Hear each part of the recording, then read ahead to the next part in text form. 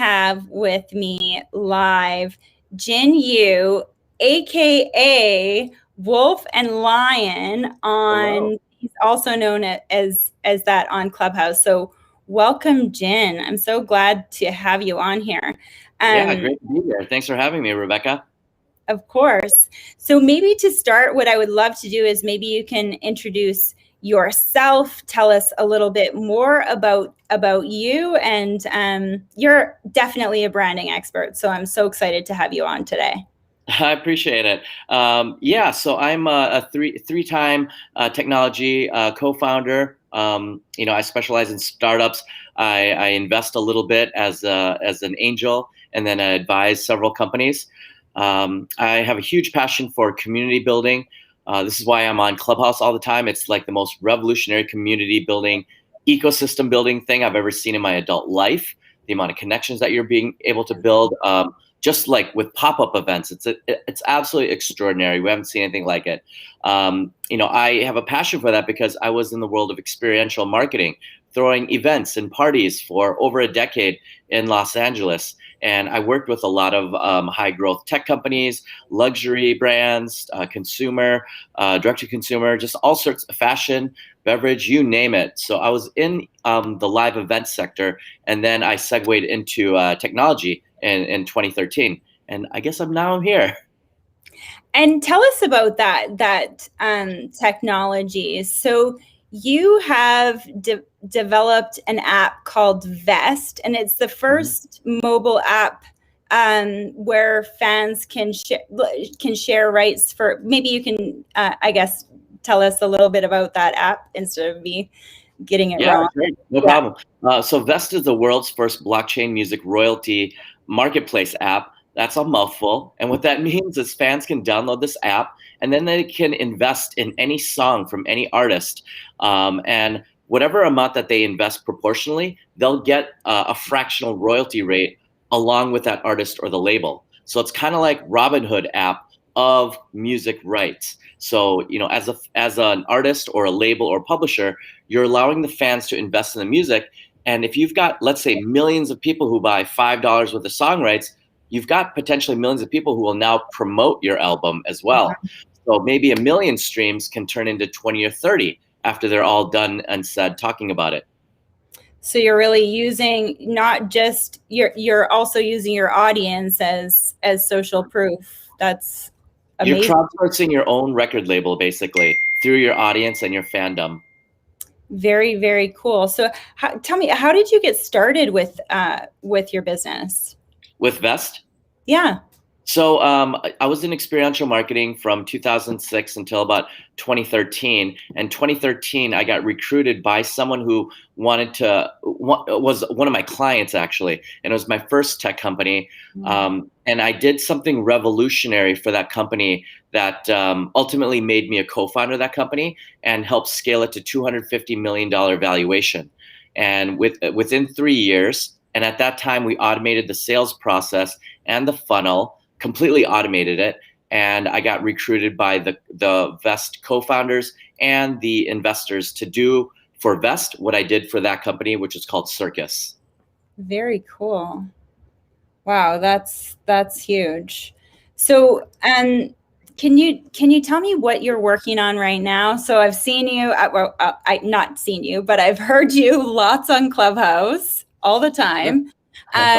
So what are you using Clubhouse for, or what are you working on currently that you're using different opportunities to promote?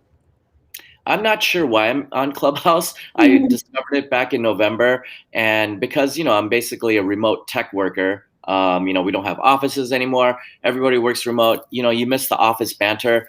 I wasn't seeing anyone. I was just extremely lonely, and Clubhouse kind of filled the gap, and it created connections. I ultimately ended up making all these friends, and I have more business offers than more deal flow than I've ever had in my whole life. So I don't have a plan for Clubhouse. I don't even promote Vest on Clubhouse. You've never heard me talk about Vest. No. And no one has, because I'm literally just on it just to talk, share, and people find some of my talks inspiring. I give away a lot of advice, sometimes best practices on launching a business or branding. People need a lot of help branding because everyone trying to start a business. But I noticed the majority of people, like 90% of the people on Clubhouse, they don't know how to pitch themselves. They can't pitch their business, and they can't do it succinctly. And the more you ramble on, the more people, you'll lose your audience. People will tune you out. And in a world where we're saturated with noise, you, your brand, and your business cannot afford to allow one person to tune you out. We have to speak succinctly about who we are, our mission, and our businesses. And I guess that's something that I do pretty well sometimes. I think you do amazing at doing that. That's actually one of the reasons that I reached out to you initially to comment on how amazing of a moderator you are. You ask the best questions. And also, how do we figure out this, like, I only have this much time to introduce myself really quickly, because it's not just on Clubhouse that we have that, with more and more live opportunities that we're interacting with people visibly, because the reality is, yes, we are all sitting at home trying to figure out this virtual stuff. What advice, I guess, would you give to anyone trying to figure that out for themselves? Well, you have to have the basic tenets of a good conversationalist. So if I ask you at a party or on Clubhouse, who are you? What's your story? You should have like a 1-sentence pitch that instantly like hooks people. Write it down, put it on a cue card. And then if somebody says, oh, cool, what's your story? Don't go on for 30 minutes. People are going to fall asleep. Tell me, like, within 3 or 4 paragraphs, what is your life story? Write that down on a cue card. And then if they say, okay, well, what is the one thing that you're most proud of? Write that down on a cue card. Mm-hmm. Write down your little anecdotes and stories, and have like 10 amazing stories that you wrote down in cue cards. Memorize them. So when you go to a party or you're on Clubhouse, you can just quickly give people anecdotes. It should be 3 to 4 sentences at a time. And just every single time it should be quotable and like notable, like make people want to take notes about you, but say it succinctly and really short, get to the point, write it down, write them down on note cards. Yeah. Is there anything that you could suggest for the components of what that might include? Like if I was going to create, a quick little, those 3 to 4 sentences, what would be some of the components that I might include with that? Who are you? What's your story? What are you most proud of? What was your biggest failure? How did you overcome it? What's your dream? What's your legacy? What do you want to accomplish this year, 3 years, 5 years from now? What do you look for in a leader? What is it like working with you? What is it like fighting with you? Like every critical life question. Yeah. People can Google this. What are the most critical life questions there are? We write down the answers to all of that on cue cards. Have them ready to go. Anytime you're on TV, let's say you're on Clubhouse, or you're just at a networking party, we should all have this stuff like instantly ready to go. We should never ramble. Memorize it like a script. If you're not an actor, be an actor, and just memorize your lines. I was actually listening to a podcast. It was a Kelly Roach. I don't know if you know who Kelly Roach is, but I was listening to one of her podcasts, and she was interviewing someone who was saying, like, this is broadcast. We're on TV. Like every time that we go live, every time that we're, interacting in a way that other people can see, we're on TV. We need to prepare. So that the cue cards, it's just the same as if we were, live in front of a camera. We're live in front of a camera or live in front of a mobile app or a listening audience. So we definitely need to make sure that we have that stuff memorized. And I think the really cool idea of having it on cue cards is, if you think about cue cards, like I remember spelling, even with my daughter, I have spelling cards, so that we could have the answers and memorize them quickly. So yeah, and people should do this with their kids. Kids are terrible communicators these days because they're on social media. They don't know how to communicate. In a world of AI, automation, robotics, nanotechnology, big data, and blockchain, and anything that you want to create is going to be done through your ideas, communication, being able to sell the story. You don't need hard skills anymore. In fact, you don't even need any skills in the job place of the future. Everything in the future is going to be based on imagination, storytelling, and creativity, but none of that is possible if you cannot communicate your ideas and speak succinctly, inspire and educate others, and galvanize a team through communication. So true, so true. And I mean, I think the fact that that you mentioned storytelling. So I heard something, one time that said, and I don't remember the specific numbers, about if you give information while you're telling a story, that people are actually more likely to remember it. So even the questions that you listed off, the critical life questions, if you're able to incorporate your own personal story into that really quickly, then I suppose people will be definitely more likely to remember that. Yeah, absolutely. If you can give people context and you actually have like empirical, data-driven evidence based on your own life experience, and you can do it in a short, succinct manner while tying it into the story or the lesson, yes, it makes it very much more impactful. I wouldn't know from like the scientific aspect, but for me personally, it would definitely reach my heart and make me remember it. Yeah. I mean, I definitely, I can remember things better when there's a story attached, for sure.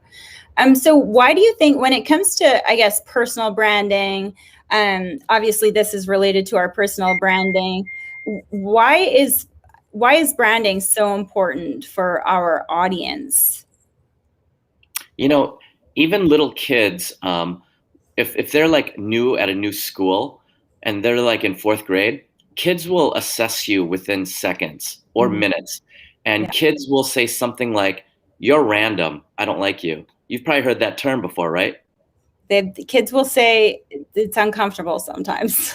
Correct. But the word that all kids use, millennials, Gen Z, everybody says you're random. That's a thing. But you can't Yeah. really quantify that other than the fact that what does randomness mean? It means that they can't define you. You're all over the place. And when even little kids can't connect with you because you're random, whether you're a person, a brand, a business, or a message, no one can connect with you because you seem to be all over. If you're structured, if it seems organized and you're consistent, you're less random. And if you're less random, kids can connect with you. And I have an inkling, that feeling that if kids can connect with you, then adults can connect with you. So branding is all about understanding who you are, what is your story, and then all of your messaging, your behavior, your outward facing actions, everything is consistent and everything is within equilibrium with your message. Like that is very Rebecca.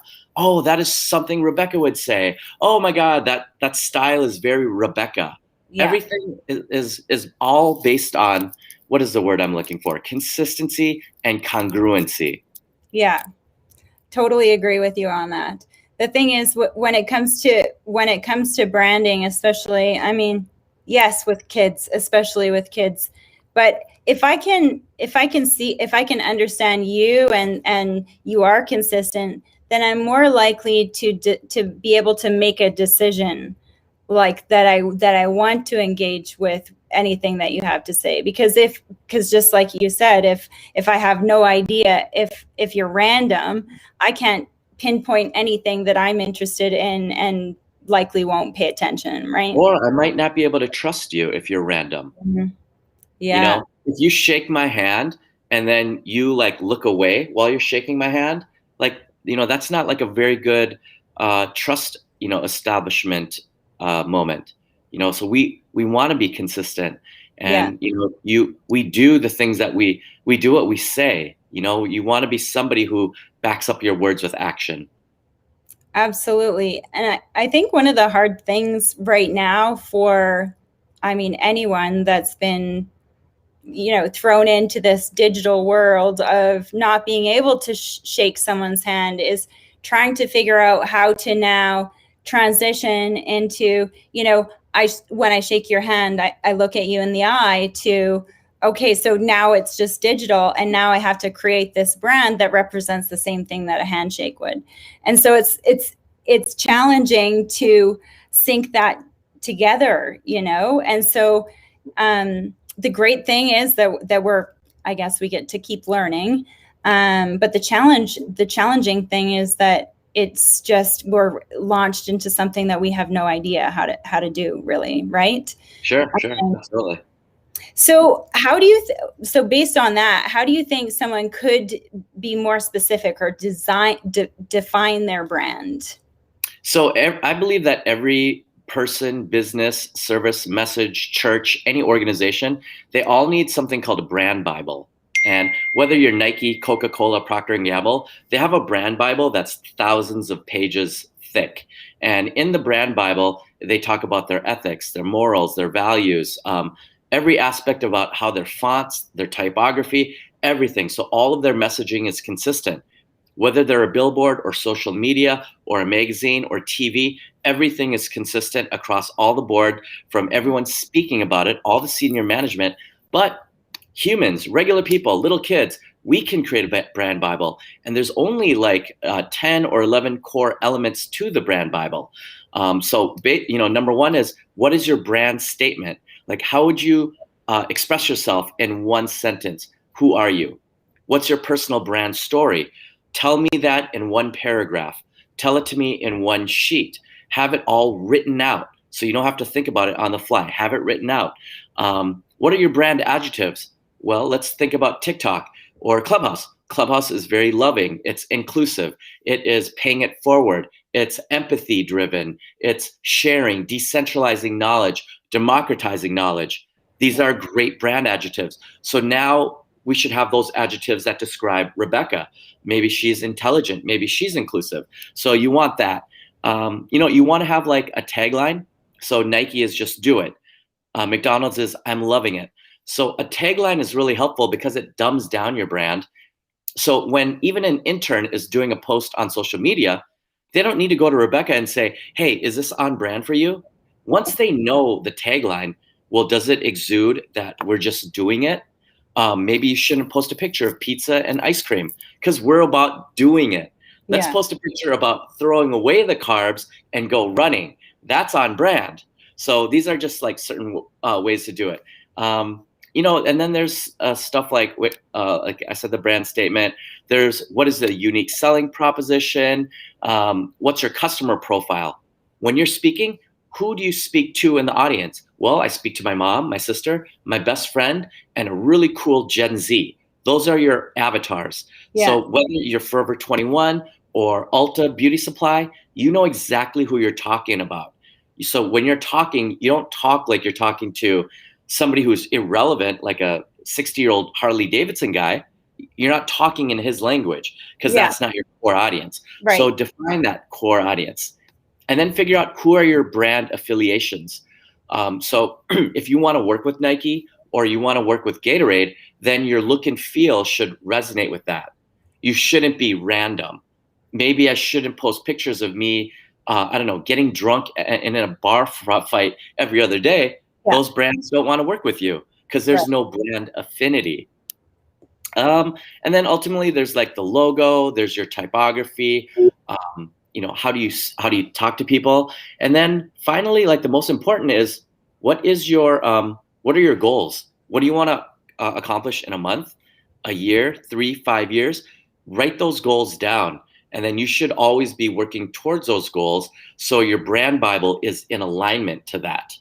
So if Nike is all about 1 million new customer acquisitions, well, how many is that per month, per week, per day? And every day we should be working incrementally towards that within the confines of our brand Bible for consistency. So you're suggesting that people's goals and targets also be included in their brand Bible? Does that mean that the brand Bible might even adapt or change as the year goes on? You can adapt and change it every day because all people adapt and change. Yeah, Businesses change. Tomorrow there could be a pandemic. And now all of a sudden we went from brick and mortar to digital. So yeah, now our whole brand Bible changes. What's our sure. digital presence? If we spent $1 billion on live events, now it's going to be online. How are we going to pivot? What does that look like? What platforms? Who are we going to work with in the digital world? Because those people might be different than our physical world friends. Yeah, no, that absolutely makes sense. So we have a question here. How do you make time to build your own brand Bible? And who within your organization should be doing it? Speaking, I suppose, I imagine from a business owner who maybe has a team. Can you touch on that if you have any ideas or suggestions? So the first question is, how do you make time to build your own brand Bible? It's a one-page document. There's only 10 or 11 primary questions, the ones that I just listed off. Everybody should do that, like right now. How can you afford not to make your brand Bible? Because that is literally a career suicide.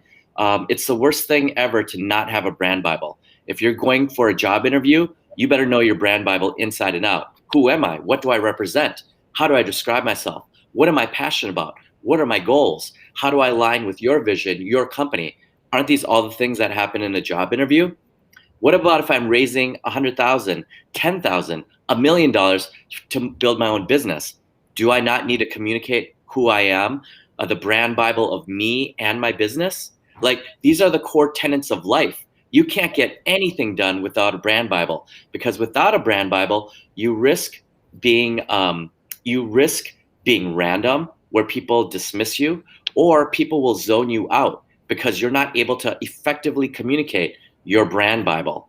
Once you do that, you're random. Even little kids will cancel and delete you because you're too random.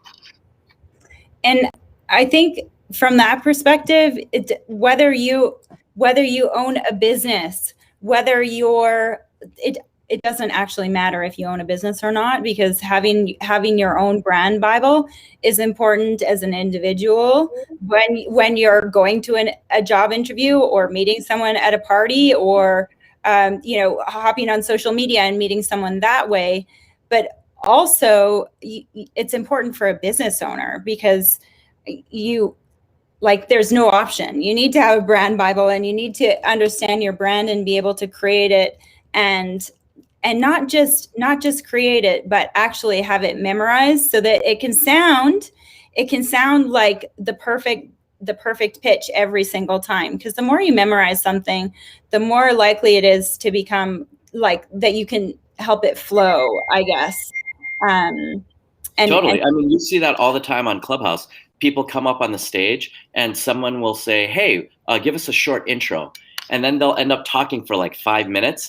And then 30 or 40 people will leave the room. And that room goes from 150 to like 120. And then that moderator will be like, "Oh my God." And then, they'll immediately have to cut them off or send them back to the audience, or worst, interrupt them and say, "Oh my God, we just wanted a question or a short intro, and you're going on for like 7 minutes here. And you're really not killing me, but you're killing the audience." Because the audience only has attention span of like 10 seconds per person.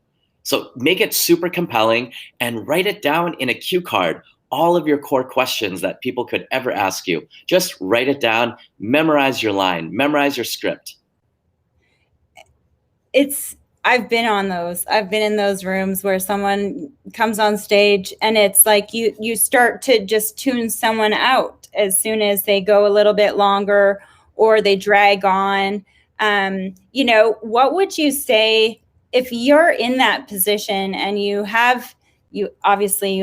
done your homework, you have your brand all figured out, and you go on to, whether it's Clubhouse or live video or whatever the case might be, and you start running, like falling down that rabbit hole of, "Oh my gosh, I did not even pay attention to what I was supposed to be saying, and now I'm too far in, I don't know what to do." What advice can you give for that sort of situation? I would call myself out. I'd be like, "Oh my God, Rebecca, I'm so sorry. I'm a little nervous. I'm rambling right now. I'm so sorry." I would just call myself out.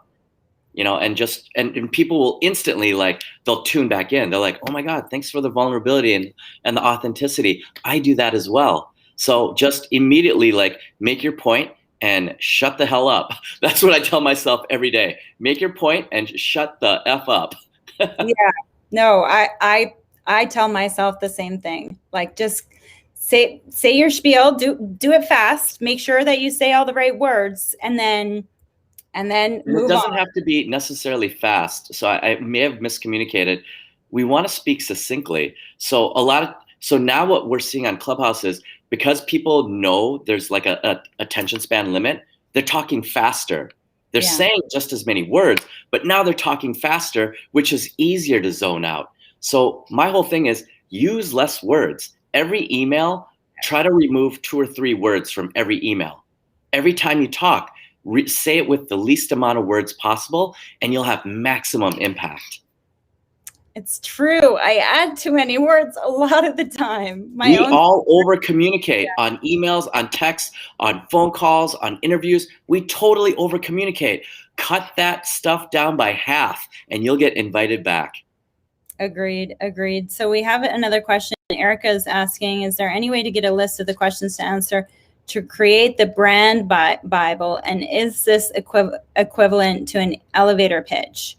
So the question, elevator pitch is one of the things that you should answer on the brand Bible.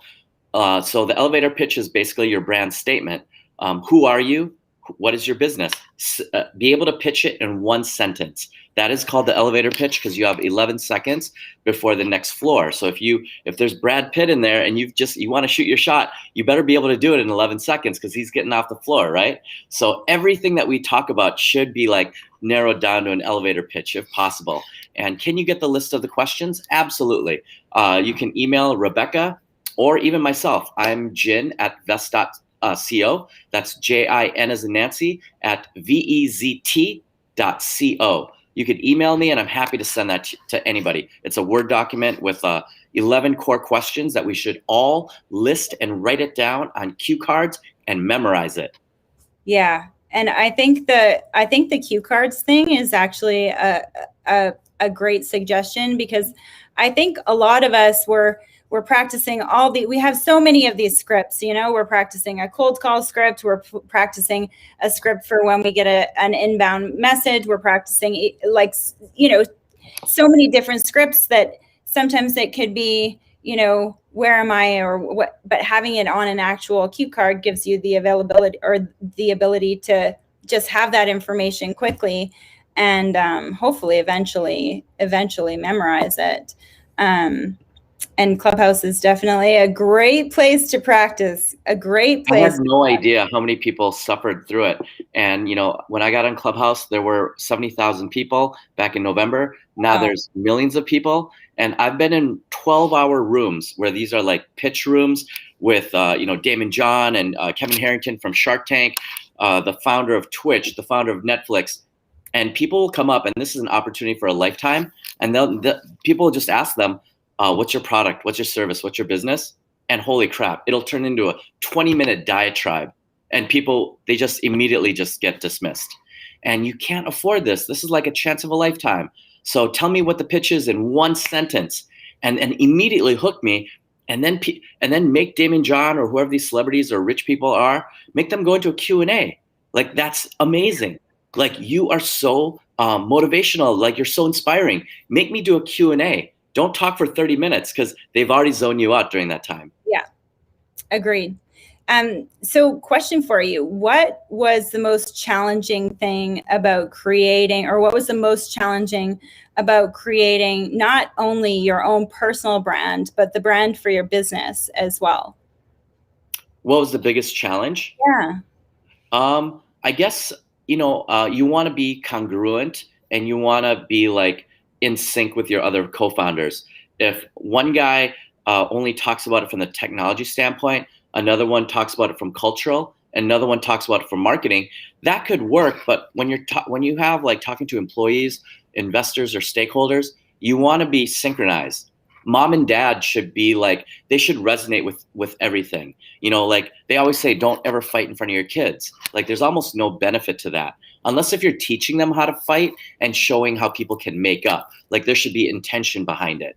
But the brand Bible is so key because too many founders are like spinning in opposite directions. And all of a sudden you're making no traction or movement because y'all are doing opposite things. Yeah. So if you have a car, may as well be 4-wheel drive and going in the same direction. For sure. For sure. And I think, when there are different personalities, it does become a little more challenging. Absolutely.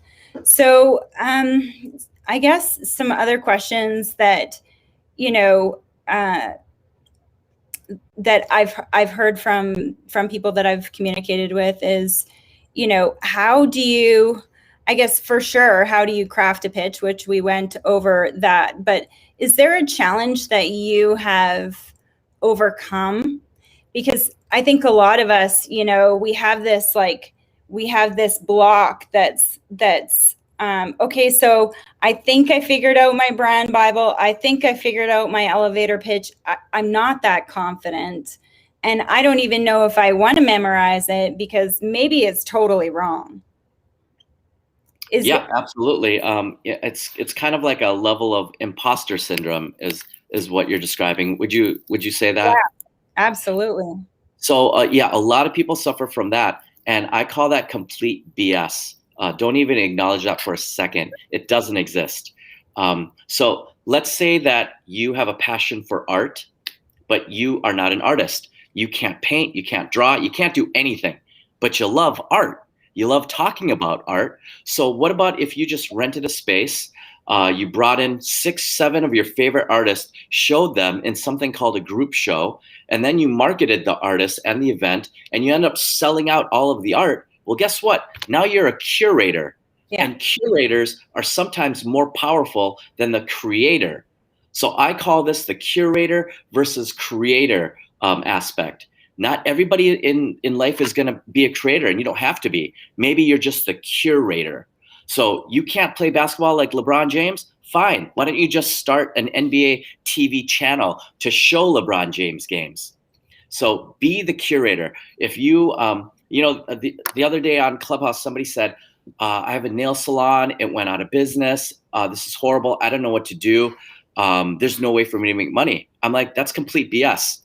What you should do is, why don't you start a book about how to be a nail artist, or an event series on the industry of beauty or nail art. And then let's say you started an event and you made yourself the speaker, make your brand the presenting sponsor, and curate 20 amazing speakers in beauty. You do nails, curate Anne from Glamnetic, who did 50 million in 1 year selling magnetic eyelashes. Bring her, bring everybody that you could find, and bring like a speaker series, and do that every day on Clubhouse. Do it once a week on Zoom or Hopin or whatever these free channels are. And guess what? She did, I think she called it Nail Con. Anyway, she got about 3,000 people. Everybody paid $10, and she made a grip of money. And she's doing this every month now. Oh, that's so cool. That's so cool. So that's actually a really great idea to work with someone in a complementary industry. And it could be on Clubhouse. It could actually be on any social media platform where you can host an event so that person can speak about whatever is their complementary subject, and you're there for your subject as well. And there winds up being synergy, because I've seen that. There's a person I know here in Hollywood, and he is a nightclub promoter. And a lot of people, thought he was kind of a loser, but he just went to nightclubs all the time. And every time I saw him out, he had A-list celebrities around him. And I said, I don't know you, you don't know me, but how do you do what you do? And he said, you know what? One day I went to a nightclub and I saw Tiesto, the world's biggest DJ. Guy makes like $1 million when he DJs. Yeah. And he said, I always wanted to meet him. And then I looked at the table 3 tables away from him, and there was an artist named Kid Cudi, biggest rapper in the world. So he went up to Tiesto and said, hey, Kid Cudi's here. Would you like to meet him? And Tiesto was like, yeah, of course I would. Then he went up to Kid Cudi and said, Tiesto's here. Would you love to meet him? And Kid Cudi's like, heck yeah. So he introduced them. They ended up partying together. And then Tiesto flew them all to Miami the next day. Then they flew to Europe and partied for a month, all of them. I think they collaborated on a song. And he kept doing this over and over to every party he went to. And before you know it, he is the #1 celebrity publicist in all of Los Angeles. So when you need celebrities on a red carpet, he gets them instantly because he made himself the epicenter of the connections. You don't have to be the star. You can be the curator of the stars. Yeah. And I think that's huge. Like, we need to remember that it's not necessarily about the knowledge that you have specifically, is the ability that you have maybe even to have people connect and interact. And I think that's one of the things that you do a really great job of when you moderate your Clubhouse rooms. Like, amazing questions, amazing. You really keep the audience, I think, engaged. And I try. It's a challenge. It's a struggle bus, but I try to be as cognitive as I can about that. Yeah, no, I love participating or listening to the rooms that you have. So I guess to kind of summarize, what would you say are the most important things that people might take away from the advice or the suggestions or the structure that you have gone over, or that you use on a regular basis? Yeah, it's just, everything is about documentation, and just, you got to write out what it is that you want. If you ask somebody, hey, if I gave you $1 million, what would you want to do? Or if you ask somebody, like, what skill do you want to acquire this year? What do you want to be better at? What do you want to master? A lot of people might struggle to answer that. Like, write things down. Amazon has something called the secret of working backwards. Have you heard of it? I have not, but I think I might be able to figure out what it's about, but please tell. So at Amazon, this has been going on for a decade plus. If you're a senior executive and you're asking Jeff Bezos, well, he actually stepped away, but if you want like millions of dollars for a new project, they'll always say, yes, go for it. But first, you have to write out what it is your vision is, like it's a press release dated someday in the future, on the day that you are going to measure yourself. So how long is this going to, let's say, okay, we're Amazon, we sell books and toys. And now all of a sudden you want to be in the business of cloud computing. Well, what the heck does cloud computing have to do with books? So you're going to write that. You're going to say, okay, in 18 months, Amazon is going to create AWS cloud computing. We're going to be $1 trillion company through cloud computing, because this is the pathway in the future. And now we've got these X amount of clients. We've made this amount of revenue. We now have 10,000 employees in all these cities. Write it out like it already happened. Yeah. Data.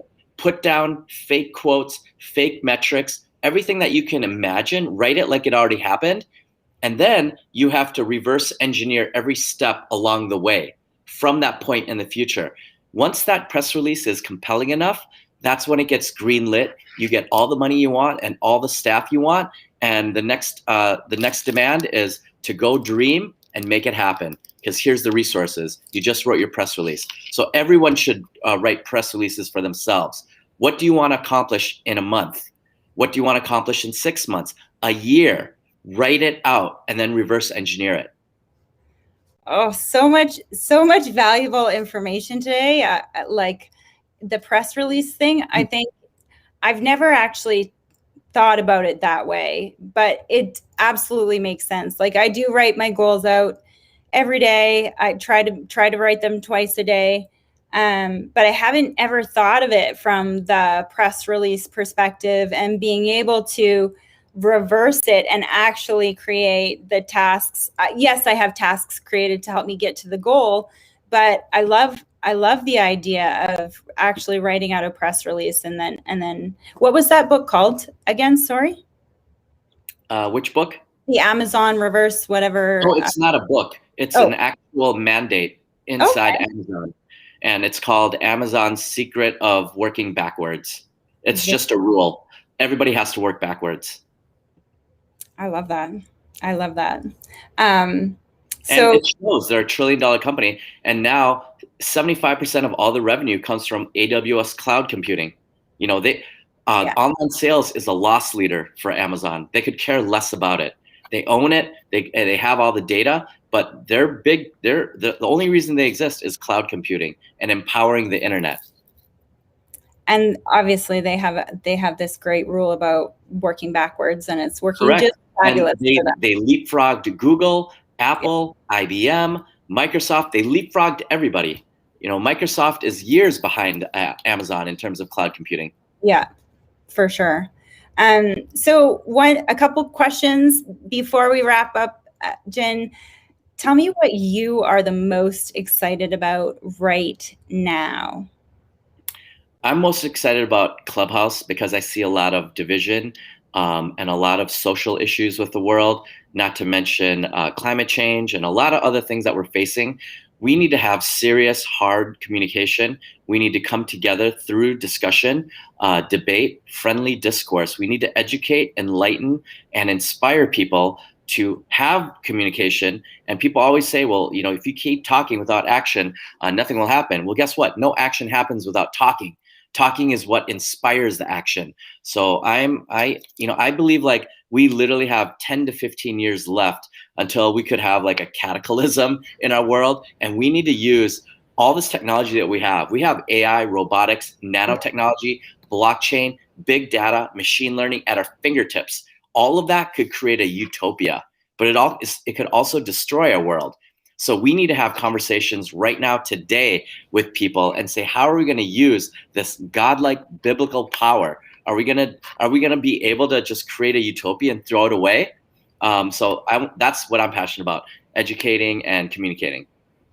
And Clubhouse is truly an amazing platform for being able to do that. So last question for you today: what are you the most grateful for in your life right now? It's so basic, but I'm so grateful for my family, that they have incredible health. I mean, without love, like we have nothing, right? So nothing is better than love and family. Love that. So Jen, thanks so much for joining me today. So for the audience, maybe you can, I don't know if there's your Clubhouse handle. Your Clubhouse handle, if you want to Well, the tell. Clubhouse handle is at WolfXLion. So if you ever want to find me on Clubhouse, just go to WolfXLion. I have like the big pink color behind my head, and I kind of did that so it would help remember. Yeah, and it definitely stands out. So thanks so much for joining me today, Jen. And again, I'm Rebecca Cramer here. I would love for my audience, if there's anyone who hasn't already joined my Facebook group, Social Selling Growth Masters. And I do this every week. I come on live to hopefully provide value. And I'm so glad that I was able to have you today, Jen, AKA Wolf and Lion, on Clubhouse. And I look forward to joining your rooms. Maybe even, do you have anything going on like that's scheduled that I could, I guess? At 2:00 today, I'm doing a brief with, so everyone's talking about Robinhood and the GameStop debacle. There's a congressional hearing going on right now. And it is like one of the most corrupt things we've seen in terms of the hedge funds and market manipulation and all of this stuff that Robinhood may or may not be complicit about. So we're doing a Q&A with a leading law firm who is leading one of the massive class action lawsuits against them at 2:00. And we're going to just unpack this whole thing with him. Perfect. So that's 2:00 Pacific time, which is what that is 5:00 Eastern time. 5:00 Eastern. Wonderful. So Clubhouse at 5:00 Eastern. Wolf and Lion will have an amazing room to share, I'm sure. And thanks so much for joining me, guys. We'll see you next week. Thanks, Appreciate Jen. you. Thanks. Pleasure and an honor to be on your video, Rebecca. Thank you. Thanks so much.